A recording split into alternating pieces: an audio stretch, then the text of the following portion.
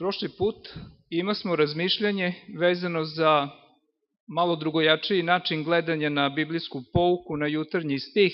Na neki način cilj je bio da pokušamo da shvatimo vezu između onoga što piše naš Bog je živi Bog. Ako je živ, onda on govori. Možda nismo naglasili primer proroka koji na suprotnoj strani, imajući mnoštvo drugih proroka, valovih, šta kaže? Možda vas vaš Bog ne čuje, budite glasniji. I onda u toj paraleli moja želja bila da krenemo sa iskustvom jednim malim, da 7 dana proučavamo redovno jutarnji stih, redom čitanje Biblije, večernji psalam. I da vidimo hoće li to da nas uvede u red onih koji vide nevidljivo. Jedno od pitanja je bilo večeras čemu se mi nadamo iz onog nevidljivog. Mi često možemo da imamo želju, kad slušamo druga iskustva, da budemo deo tih iskustva kada se anđeli koji su oko nas pojave u vidljivoj varijanti. I pouka je možda sad dobra osnova da naglasimo deo koji je bio jako poučan i inspirativan, a to je deo kada kaže: jesi li ti Božja supruga? Jesi sećamo u kojoj pouci je to bilo?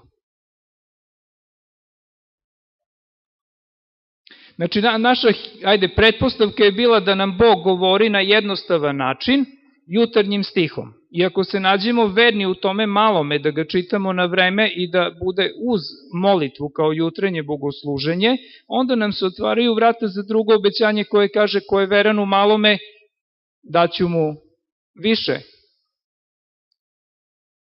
Ovo je iz pouke. Jesi sećamo ko je? Prošla pouka. Siromašan dečak gledajući izlog sa cipelama, bio je zamišljen, prolaznica staje i pita o čemu se radi i on izražava želju, možda i veru, da će Bog da mu da. Kaže: ja se molim Bogu da mi da cipele. Uvela ga je unutra, jesi sećamo sad? Uvela unutra, kupila 6 pari čarapa, ne znamo koliko, možda samo 1 par cipela, i reakcija deteta je bila: jeste li vi Božja supruga?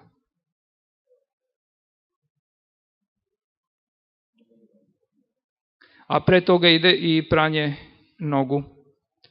Nije to urađeno samo pro forme radi. Možda zbog stiha biblijskog koga imala tog jutra da čita i koji je naglašavao tu dimenziju. To je urađeno duhom Božjim. I mi tu vidimo jedno veliko poklapanje. Koja je verovatnoća da se žena stvori tog trenutka pored dečaka koji se moli Bogu za potrebu? Verovatnoća je skoro nikakva. A ili imamo tih iskustva u svom životu? Verujem da imamo. Možda treba malo da se prisetimo. Ali Biblija je isto sa puno primera gde se molitve i trenuci susreta poklapaju. Ne znam kako smo prošli te sedmice, nismo se videli na vreme. Ako je neko bio prisutan i ušao u taj program 7. dnevnog iskustva sa redovnim čitanjem jutarnjeg, redom čitanja Biblije i večernjeg psalma, ima iskustvo, neka podeli sa nama sad. Nemoj da budemo oni koji samo slušaju, nemoj da budemo oni koji samo razmišljaju. Jer pametan čovek po poslovici sa istoka zna šta treba da uradi. Mudar zna kako da uradi. A vredan čovek jednostavno uzme i uradi. Kako vama izgleda razmišljanje da Bog govori na jednostavan način i da su ovo materijali preko kojih Bog govori, barem nama, u toj prvoj dečijoj fazi? Kako to vama izgleda? Jel ima tu logike za vas? Ajmo da dignemo ruku ko vidi u tome da ima logike. Da ovo što čitamo nije samo prosto čitanje, nego čitamo ono što je Bog napisao. Tu ima razlika velika. Ukoliko samo čitam, ja nisam daleko odmako od teorije, a ukoliko čitajući imam svest i uverenje i veru da Bog govori kroz to što čitam, ne drugima samo, nego meni, onda se javlja razlika velika. Onda na neki način se otvara strujno kolo za delovanje Duha Božjeg.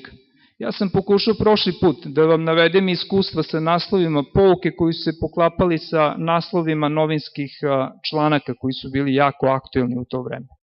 I onda sam isto tu pokušao da naglasim dimenziju da nema verovatnoće velike da naš naslov biblijske pouke bude identičan sa naslovom u nekom tiražnom časopisu o aktuelnim stvarima vezanim za završetak borbi na zemlji.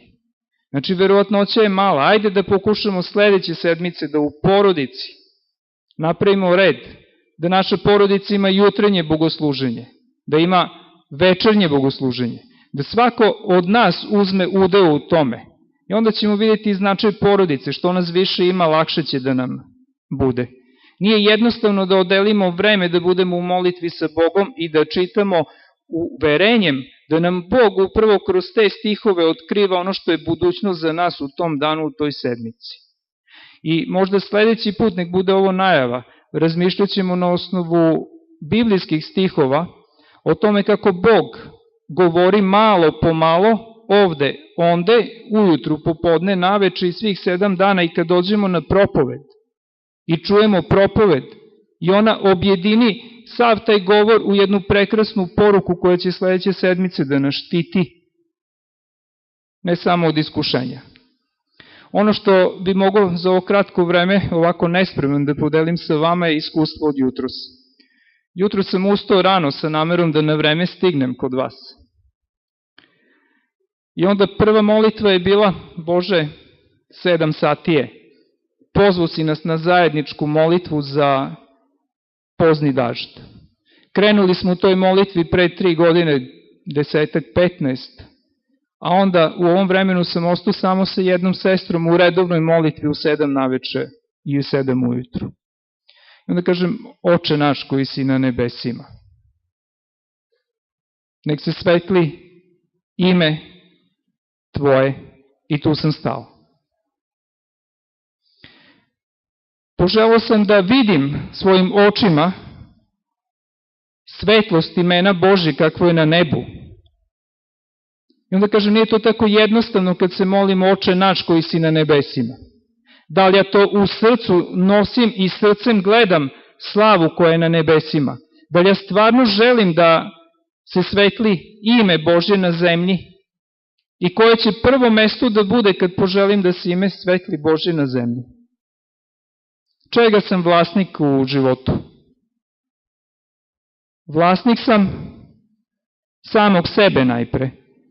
I kako izgleda da smo razmišljali da se Božje ime svetli u našem srcu? Tu je neka povezanost i sa ovim jutarnjim stihovima o onima koji će da sjaju kao zvezde. Sad to nije samo Bože koji si na nebesima, nek se svetli, nego je konkretno priželjkivanje i prizivljanje. Zašto je to bitno? Brat Jani napomenu ovde demokratski proces glasanja. Pa zar nije sve što je na zemlji imitacija onoga što je na nebu?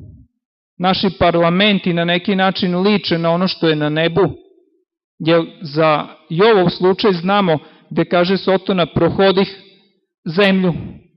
I onda ima šta i onda iznese na Božjem prestolu je. I kako izgleda ako se ne molimo redovno, ako nas je manjina u molitvi, onda Sotona jednostavno kaže: pa Bože, šta ti tražiš da dođeš drugi put na zemlji? Pa vidiš da nemaš ni 1% njih, koji te prizivljaju da dođeš. Da li to ograničava Božju prisutnost u našim životima? Verujem da ograničava. Ali tamo gde jedan prizivlja Gospoda i da se svetli ime i da siđe carstvo, i da bude volja, onda otvara prostor delovanju Božjeg duha i to je jako puno sadržajno povezano sa naslovom pouke za ovo tromesečje. Uloga crkve, a onda uloga i nas. Ako smo na okupiranoj teritoriji, imamo puno ograničenja. Onaj koji daje zakon, koji vlada, pravi sistem koji je suprotan onome što je u suštini Božji sistem. I onda šta se dešava? Kada prizivljam Gospoda i tražim ga i želim da dođe i bude u mom srcu, ja postajem slobodna teritorija. Znači i fizički taj prostor koji ja zauzimam oko mene treba da bude slobodan. I onda Božji duh može da radi od mene do prvog domene i onda kad se udružimo kao porodica, svetlost je veća. I mi sad gledajući ratna dešavanja u svetu, šta možemo da vidimo? Tamo gde se javi jasan cilj da nekome pripadaju, uspeju da budu slobodni, bez obzira na silu s druge strane okupatora. Ukrajina je možda dobar primer. Rusi koji su se prizvali Rusiji pozivu da se brane, ostali su slobodni. Njihova teritorija je sad kompaktna. Oni Rusi u Ukrajini koji nisu napravili prvi korak, ostali su u Ukrajini, pod ukrajinsku vlast. Rusi su imali u Ukrajini Rusiju iza sebe, a mi imamo ono koji je gospodar nad svima. I sad samo pokušajmo da prođemo jednom brzinom filma kroz to iskustvo. Bog nam kaže, vi ste moji. Bog nam kaže, imamo okupiranu teritoriju. Ja sam vam dao slobodu da uzmete vlast moju za tu teritoriju. I onda krenemo od sebe. Oslobodi me, Bože. A onda idemo, oslobodi nam porodicu. Onda idemo dalje, oslobodi nam komšiluk, oslobodi nam rodbinu i kao što pouka govoriše, kad voda poteče bude mala, a na kraju stvara život ne samo u vodi, nego oživljuje mrtvu vodu i oko nje drveće koje se zeleni. Bog nam je dao mnogo, braćo i sestre. I ono što je često vidljivo, nevidljivo je u smislu u kome nam je stiglo. Mi često vidimo stvari obično, ljudski gledano, materijalno, a u mnogim materijalnim stvarima koje nam se nude stoji skrivena struktura i mogu biti od Gospoda, mogu i od ovog drugog. Moje drugo iskustvo, ovo sa molitvom je bilo iskustvo gde sam počeo tako, završio molitvu razmišljajući ponovo o dubini te molitve i kako ta molitva može da nas oživi, da priželjkujemo da u našem srcu bude Oče naš prisutan, ne kao pesmica, nego kao stvarnost koju srce želi. Jer propoved, jedna od propovedi danas, kroz koje je došla poruka za Božji narod u Beogradu, upravo je bio presto na nebu i radilo se o tumačenju otkrivenja. Naglasak je bio da naš Bog ima presto na nebu, da On vlada ovim svetom, da toga treba da budemo svesni i onda je dat poziv da mu se vratimo kao deca. Tu je bilo previše poklapanja sa jutarnjim stihovima i poukom. Znači, meni je ta propoved koju sam slušao jutros bio nastavak mog iskustva izjutra sa molitvom. Ono što sa vama želim da podelim i namera mi je bila da pozovem svakoga od vas da uzme malo učešće u jednoj akciji koja za mene nije prosto ljudska. Mi proučavamo pouku koja nam kaže da treba da se staramo onima koji nemaju. Gospod gleda zlatni stih iz prošle pouke, šta nam je govorio, s kim je Gospod, šta čini Gospod. To što čini Gospod treba i crkva da čini, mi često zaboravimo na ljude oko nas koji su u nevolji. Jutro sam rekao bratu Danilu, poruči crkvi da popodne dođu svi koji imaju nekog u komšiluku, u rodbini, koji ima problem finansijske prirode. A brat Danilo mi piše, kaže, kod nas takvih nema. Verovatno je mislio na ljude u crkvi, na braću i sestre. I hvala Bogu da nema među nama oni koji oskudevaju u hrani. Jedan moj prijatelj izrazio je želju da 10.000 eura u ribljim paštetama dodeli meni i nama kao crkvi da podelimo tamo gde mislimo da treba. Pošto je rok pri kraju, imamo još nekih mesec dana do isteka roka, vaša pomoć mi je dragocena. Zašto? Zato što je prošlo već 15 dana i niko se nije odazvao do institucije koje sam kontaktirao da besplatno to podeli. Znači, Centar za socijalni rad, Ministarstvo rada i socijalne politike, čak i neki poslanici kojima je to išlo u prilog da naprave akciju. Oni su rekli, sad je vrućina, sad je leto, sad je sve opušteno, čekajmo septembar. Zašto je taj prijatelj odabrao da toliki novac poveri nama? Kako to da se desi baš u skladu sa poukom? Prošle sedmice me zove i kaže, dokle se stiglo sa tim planom podele pašteta. On ne traži da iko zna da je on to dao. To je čovjek u svetu koji ne ide u crkvu. Jer imamo u komšiluku i među rodbinom nekog koji ima potrebu za hranom? Ajde razmišljamo, ja ću ostaviti tu 3 paketa koja ima.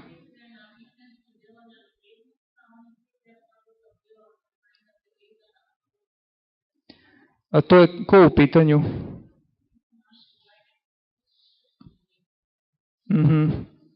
Ajde da razmišljamo i da možda dođemo u molitvi do Božje pomoći kako da to uradimo. Radi se znači o većoj količini, na kraju nije bitna količina. Bitno da je hrana i da će nekome da zadovolji potrebe.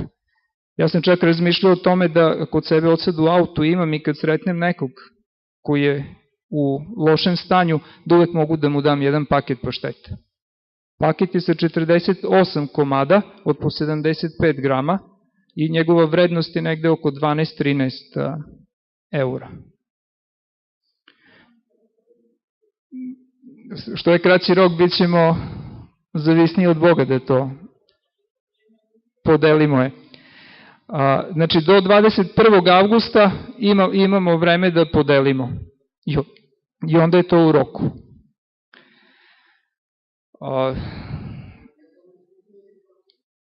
Kartonska kutija.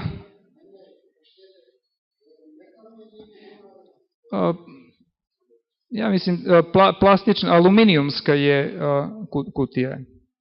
Neka ovo bude samo podstrek za nas da razmišljamo na tom planu, da se aktiviramo kao crkva, jer skoro slušah jednog pastora koji kaže, često mislimo minijaturno o crkvi. Crkva adventistička nije crkva kojoj samo ja pripadam misleći na mesnu crkvu. Crkva adventistička nije samo oblast ili unija kojoj pripadam. Crkva adventistička je nešto mnogo veće i ona ima infrastrukturu sa neba. I mogućnost i potencijal crkve je veliki. Mi sad napomenu smo iskustvo žene koja je imala duha u sebi da sretne dečaka koji se moli Bogu za cipele i da mu uzne cipele i opere noge i postupi kao anđeo sa neba i više od toga, jesi li ti Božja supruga. Takve prilike stoje do nas, ne znam, verovatno nismo se molili za takve stvari. Ali to je nešto što će potaknuti da budemo realnije prisutni u društvu oko nas. Mi imamo deo iz pouke koji kaže da se porodica doselila u mesto kao kolporter, to je najlakši način ponovnog uspostavljanja života u novoj sredini. Ali kaže, nije imao ko da čita, jer su bili nepismeni. Šta su onda uradili? Onda su počeli da otvaraju škole, kurseve, malo druženje, pa onda škole. Koliko je škola nastala u toj sredini? To je iz pouke. Ono što je realna potreba naroda je izazov za nas, izazov za velika iskustva. Ja verujem da malo naša usredsređenost i zajedništvo u molitvi na tom planu može u crkvu da oživi. I ne samo ovu, nego i sve druge.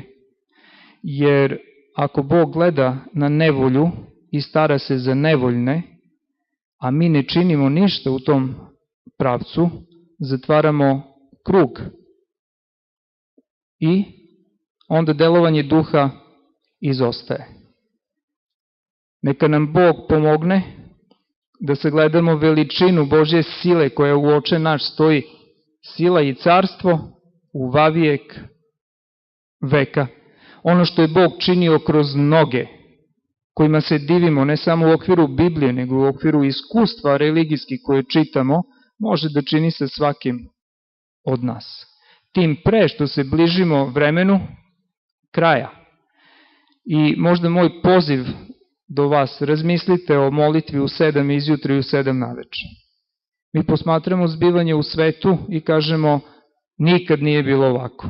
Govorimo o blizini kraja.